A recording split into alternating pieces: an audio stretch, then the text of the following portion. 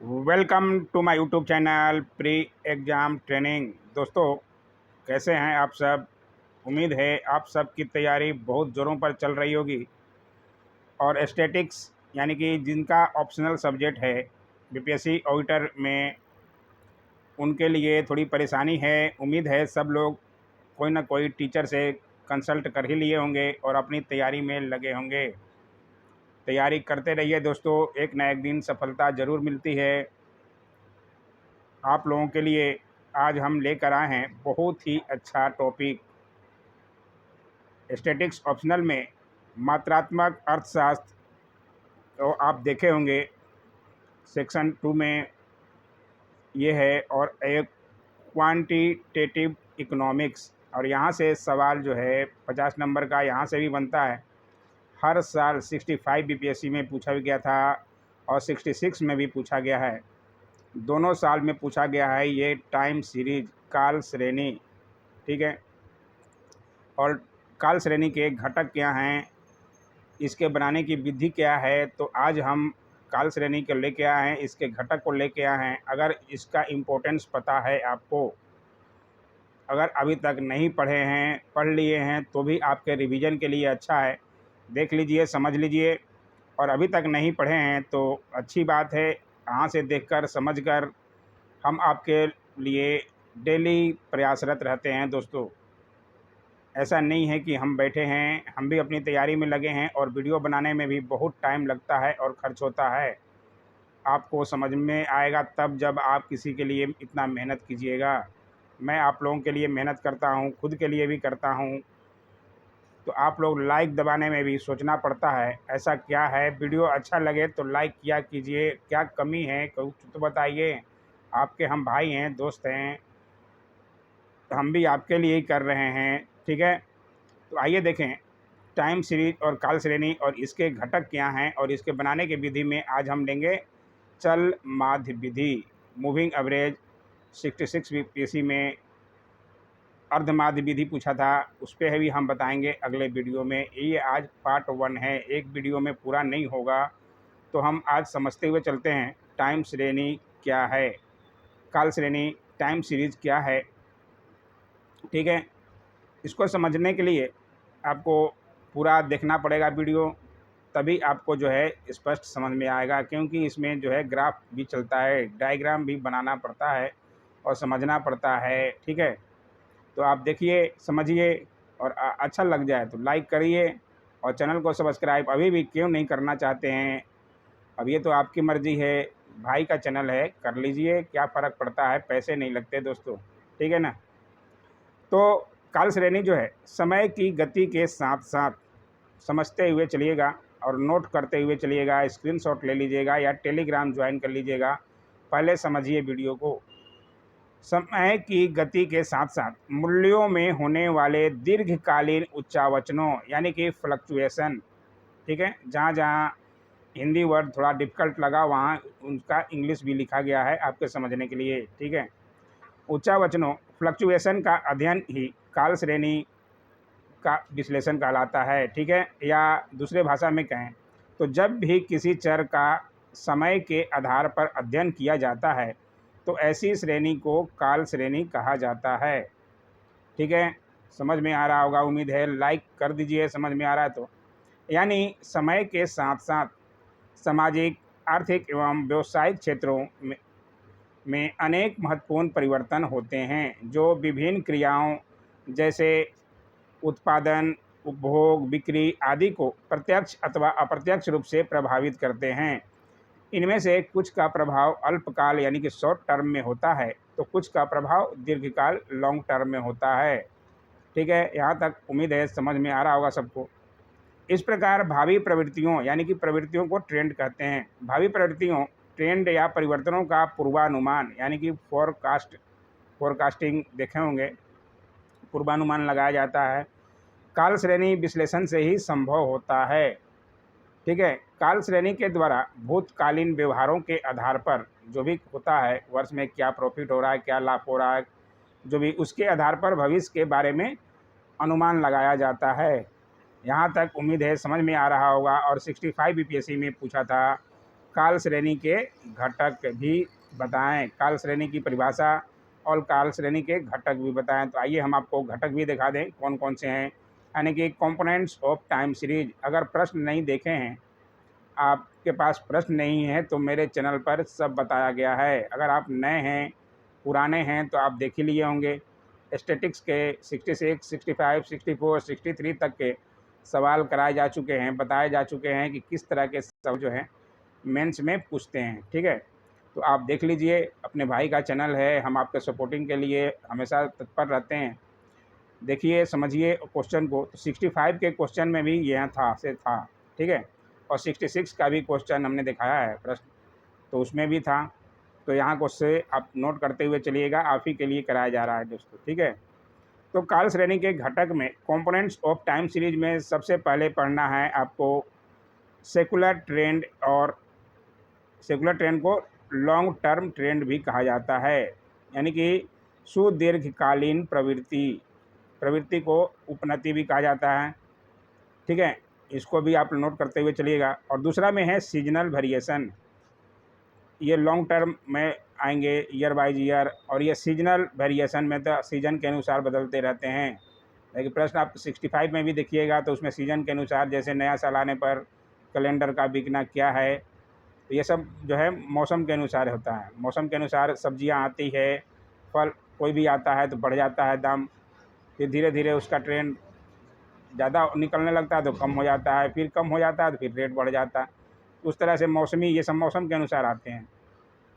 Cyclical variation, चक्रीय विचरण, और ये चौथा में है इरेगुलर, ये अचानक आते हैं, अनियमित हैं, इसका कोई टाइम टेबल नहीं है। तो इन चारों का नाम आप ज़रूर नोट कर लीजिएगा। ठीक है, ट्रेंड में घटक में क्या क्या हैं, काल श्रेणी के घटक ये चारों हैं। और इसके आगे है मॉडल्स, यानी कि निदर्श। निदर्श में मल्टीप्लिकेशन टिव मॉडल, यानी कि गुणात्मक निदर्श, उसको भी निकालने के लिए ओ, यानी कि TSCI, ये TSCI क्या है, इसको मल्टीपल, गुणात्मक है तो गुना करना पड़ेगा। और ये एडिटिव मॉडल में, योगात्मक निर्देशन में, इसको O बराबर निकालते हैं, T प्लस करते हैं, O करते हैं। अब T, S और C और I क्या है, ये ऊपर वाले जो चार घटक हैं इसी को लिखा गया है। T मतलब ट्रेंड वैल्यू, C मतलब, S मतलब सीजनल, और C मतलब साइक्लिकल, और I मतलब इरेगुलर। ठीक है, इसके अनुसार ये वैल्यू निकाला जाता है। और आगे हम दिखाते हैं प्रश्न में, आपको हमने बताया था चल माध्य विधि दिखाएंगे। ठीक है, मेथड ऑफ मेजरमेंट, माप की विधियां क्या क्या है, उसमें हमने लिया है पहला तो मेजरमेंट ऑफ सेकुलर ट्रेंड, सुदीर्घकालीन प्रवृत्ति का मापन। ये ज़्यादा सवाल बनते हैं आपके एग्ज़ाम में भी, और हर तरह के एग्ज़ाम में भी, BCom हो, MCom हो, उसके लिए भी पढ़ना होता है। तो ये तो हमारा BPSC है, इसमें भी ये सवाल बने हैं और बनता है। तो आप देखिए, समझिए और नोट बनाते हुए चलिए। ठीक है, तो मूविंग एवरेज हमने आज बताने की कोशिश किया है। चल माध्य विधि, चल माध्य विधि में दो तरह के प्रश्न आते हैं। ठीक है, एक है, आपको देखिए बता कर दिखाया गया है, समझाएंगे। एक विषम वर्ष, यानी ऑड नंबर ईयर, विषम वर्ष में 3 साल या 5 साल का आपको मूविंग एवरेज निकालने को बताया जाएगा। उसके बाद डायग्राम बनाना भी दिखाएंगे, आप आराम से देखिए, समझिए। ठीक है, और दूसरे में है सम वर्ष, इवन नंबर ईयर्स, यानी कि 2 साल या 4 साल ईयर का मूविंग एवरेज कैसे निकाला जाता है, क्या होता है, ये अब देखिए। ठीक है, पहले देखते हैं हम 3 ईयर्स में। ठीक है, 3 ईयर्स का देखते हैं, तो इसको थोड़ा बड़ा कर लें आपको समझने के लिए, उसको भी हम देखेंगे, 4 साल वाला भी। तो इसमें क्या होता है, वर्ष दिया रहता है। ठीक है, वर्ष दिया रहेगा, आपका प्रॉफिट या जो भी देना निकालना होता है वो दिया रहेगा, और उसके बाद आपको निकालना होगा। कैसे निकालना है, एवरेज, मूविंग एवरेज 3 ईयर्स का ये है। ठीक है, उसमें आपको 2000 दिया है, 2000 में 12 प्रॉफिट हो रहा है, 2001 में 15 हो रहा है, 2002 में 18 हो रहा है, 2003 में 24 हो रहा है, 2004 में 30, 2005 में 36 और 2006 में 48। अब इसको निकालने के लिए हमें कैसे समझाना पड़ेगा, कैसे निकालेंगे, यहाँ तक ही दिया रहता है। ठीक है, अब इसके आगे आपको कैसे निकालना है, इसको निकालने के लिए सबसे पहले आपको समझना है, पहला एक अंक पहले वाला लेना है प्रॉफिट, 1 साल पहले का और 1 साल बाद का, ठीक है। तो 1 साल पहले का यानी कि 12 से पहले 2000 में 12 प्रॉफिट हुआ, इससे पहले का तो दिया नहीं है, तो इसको हम गैप कर देते हैं। आई बात समझ में? इसके पहले का दिया नहीं है तो यहाँ हम गैप कर देते हैं, और 1 साल बाद का भी लेना है, ठीक है। 1 साल बाद का तो हम ले लेंगे, लेकिन 1 साल पहले का इससे कैसे लेंगे, तो यहाँ हम गैप कर देते हैं पहला को, ठीक है। अब दूसरा में यहाँ पर पहले संख्या देखने पड़ते हैं, ठीक है। 3 3 3 7 दिया है, तो यहाँ भी गैप, नीचे वाला भी गैप होगा, ठीक है। तो ये गैप कर देते हैं, और ये 1 2 3 12 15 और 18 को ये देखिए हमने जोड़ के बताया है, एक पहले का और एक बाद का, तो उसको इसके लिखेंगे, ठीक है। 2001 के सामने लिखेंगे 12 + 15 प्लस, हमने समझाने के लिए लिखा है, आप डायरेक्ट भी लिख सकते हैं, आपको कैलकुलेटर अलाउ रहता है एग्ज़ाम में, ठीक है ना। तो 12 + 15 + 18 को इक्वल कीजिएगा तो कितना आएगा 45, ठीक है। उसी तरह से 15 18 और 24, 1 साल पहले का, 1 साल बीच का, और ये ठीक है ना। तो ये तीनों का, तो ये जोड़ा है बीच में, तो ये 80 से 57 आ गया। अब फिर से लेना है 18 24 और 30 आ जाएगा, तो ये हमने किया, ठीक है। 24 30 और 36 आएगा, तो ये यहाँ हमने किया। फिर आएगा 30 36 और 48, तो हमने यहाँ किया है। अब यहाँ भी हमने गैप किया है, क्यों? क्योंकि इसके नीचे का भी तो नहीं है ना, तो एक नीचे वाला छूटेगा और एक ऊपर वाला छूटेगा। यहाँ तक क्लियर है? तो लाइक अभी भी दबा दीजिए अगर समझ गए तो पूरी तरह से, ठीक है। और एवरेज इसका 3 ईयर्स का एवरेज जो निकालेंगे, एवरेज निकालने के लिए क्या करते हैं, 3 साल का है तो 3 से भाग देंगे, तो 3 से भाग दिए तो कितना आया, 15 आ गया। इसमें 3 से भाग दिए तो 19 आ गया, 57 है, और ये 72 में भाग दिए, ये आ गया, ये ठीक है। तो ये भी समझ गए कि एवरेज भी निकालना कैसे जानता है। तो 3 साल का लिए हैं तो 3 साल का, 4 साल का लिए हैं तो 4 साल का, वहाँ भी बताएंगे हम 4 साल वाला भी क्वेश्चन में भी। तो एवरेज निकालना तो सब कोई जानते होंगे, बच्चे सा सवाल है ये। इसी को हम लोग कहते हैं ट्रेंड वैल्यू। तो ट्रेंड क्या चल रहा है और ट्रेंड वैल्यू क्या है, ये 3 ईयर्स जो एवरेज निकालेंगे, मूविंग एवरेज, उसी को क्या कहा जाता है, ट्रेंड वैल्यू। मूविंग एवरेज को ही ट्रेंड वैल्यू कहा जाता है। उम्मीद है यहाँ तक आप समझ गए होंगे, ठीक है। अब इसको हम डायग्राम में बनाने के लिए, अगर बोला जाए, एग्जाम में बोल देता है डायग्राम में बनाने के लिए, 66 बीपीएससी में भी आया है, वो अर्धमाध्य विधि का आया है, तो उस पर हम कल वीडियो में दिखाएंगे, आपको टेंशन नहीं लेना है दोस्तों, ठीक है। अब ये देखिए, इसको हमने बनाया है, हम आपको 4 साल वाला भी बताएंगे, अभी वीडियो पूरा नहीं हुआ, आराम से देखिए। तो यहाँ समझने के लिए आपको क्या था, 2000 2001 2002 2003 2004 2005 2006 तक दिया है ना, अभी तो आपने ऊपर ही देखा, ठीक है। ये तो 2007 हमने क्यों लिखा, 2007 क्योंकि अगले वर्ष का इसमें निकालना होता है ना, कि अगले साल क्या होगा, क्या चल रहा है ट्रेंड। तो ट्रेंड निकालने के लिए अगले साल का भी हमने यहाँ पे नोट किया, ठीक है। अब यहाँ पे तो दिया है 12 से शुरू हुए, तो हमने 5 10 15 20 ऐसे करके यहाँ पे नोट बना लिया, ठीक है। 2000 में क्या था, 12 पे था। 2001 में क्या था, 15 पे था, तो हमने 15 पे यहाँ पे डैश बना लिया, यहाँ डैश बना दिया था 12 पे। ऊपर सवाल में आप देखे होंगे ना, 12 था, 15 था, फिर 18 था, तो 18 पर हमने बना दिया यहाँ पे गोला, ठीक है। उसी के अनुसार 24 2003 में, 2003 में 24 पे जा रहा, 24 कहाँ आएगा, 25 के नीचे, तो यहाँ पे बना दिया हमने, ठीक है। 2004 में कितना था, 30 था, तो 30 के लगभग बना दिया,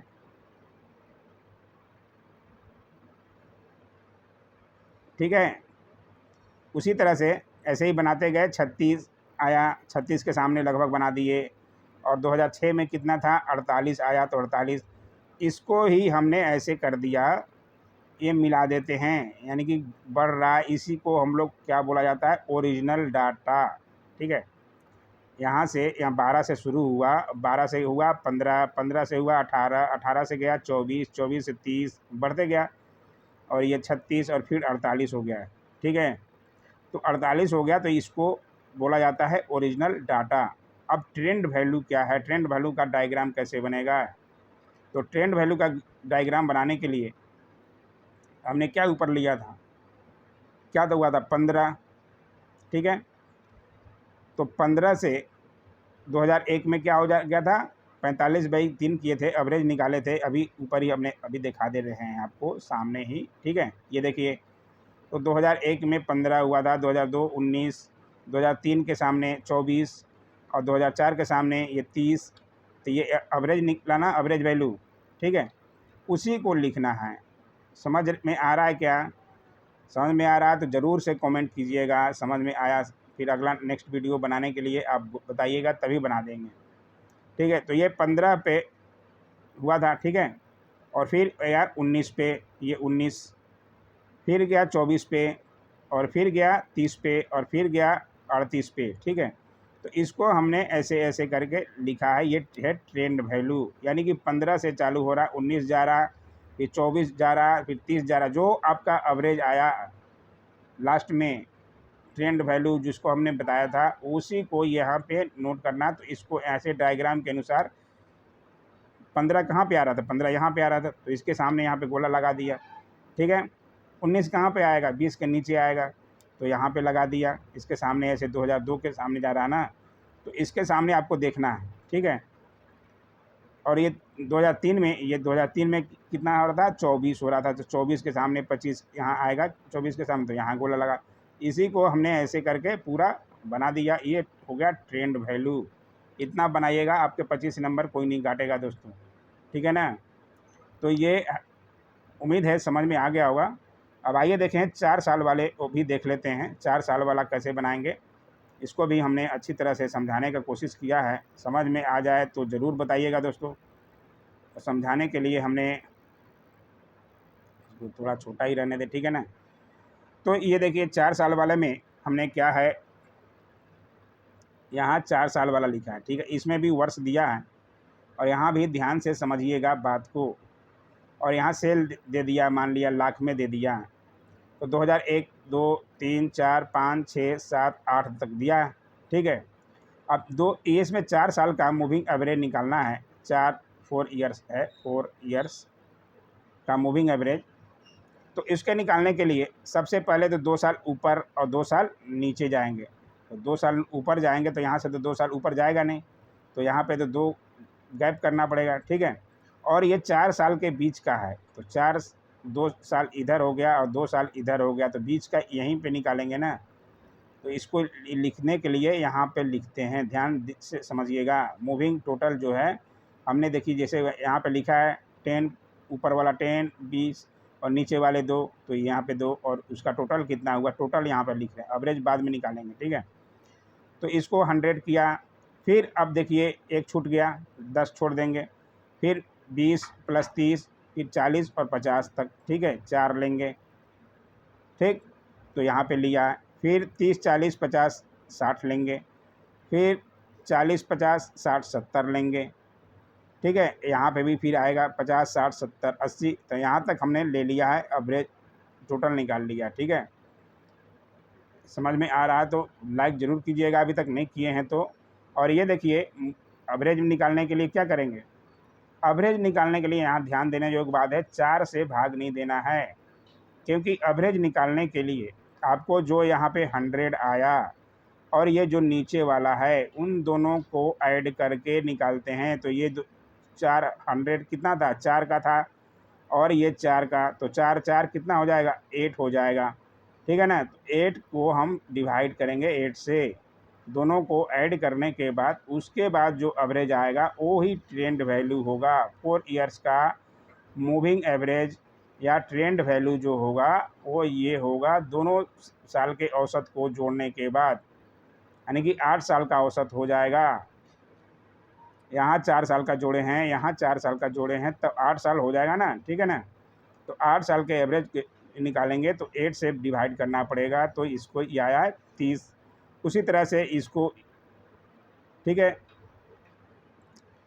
तो 140 और 180 लिए हैं, तो 140 और 180 में यहाँ भी 8 से ही भाग देंगे, तो ये आएगा एवरेज निकालने के लिए। तो फिर इसको 180 + 220, तो इतना आया। 220 220 प्लस ये 260, तो यहाँ पे 8 आया, ठीक है। यहाँ पे देखिए 208 आ गया, यहाँ से भी किए तो 60 आ गया। तो इस तरह से ये निकालते हैं ये एवरेज, मूविंग एवरेज 4 साल का, 4 ईयर्स मूविंग एवरेज या ट्रेंड वैल्यू, ये इस तरह से निकाला जाता है। और इसको भी डायग्राम में बनाने के लिए है तो आप इस तरह से बना दीजिएगा। अब ये नहीं, यही मत उतार दीजिएगा, आप अपने ये इसके अनुसार बनाइएगा, 4 ईयर्स के अनुसार, ठीक है, इसके अनुसार, ठीक है। उम्मीद है आपको समझ में आया होगा। आगे ऐसी तरह के वीडियो के लिए लाइक और सब्सक्राइब ज़रूर कीजिए दोस्तों। आप मेरा सपोर्ट करेंगे, हम भी आपके सपोर्ट में रहेंगे। कैसा लगा वीडियो ज़रूर कमेंट किया कीजिए। Thanks for watching my YouTube channel, और don't like share comment and subscribe my YouTube channel, don't forget. Thanks.